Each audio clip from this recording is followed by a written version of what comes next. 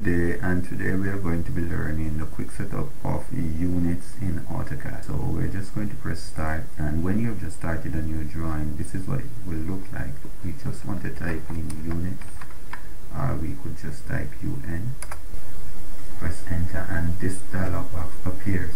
Now these areas is where we are going to set up our different type of units.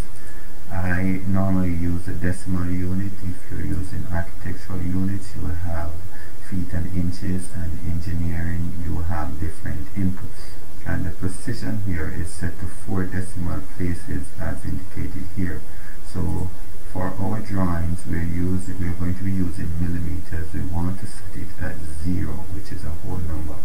Right here, insertion scale, again you're able to change whether feet, inches, whichever unit you want. For our drawings we normally use millimeters, and this is a safe scale to use for technical drawing especially. This is just giving you an example of what it will look like in terms of the units.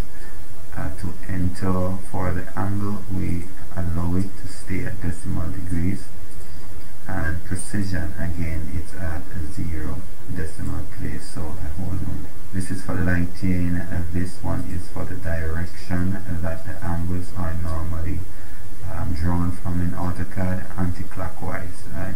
So we'll explain this some more in another video, but you leave that at default at east. That's how AutoCAD functions in terms of drawing angles. We have completed setting up our units, so now we'll be ready to draw using our units as we have set up. Thank you for watching.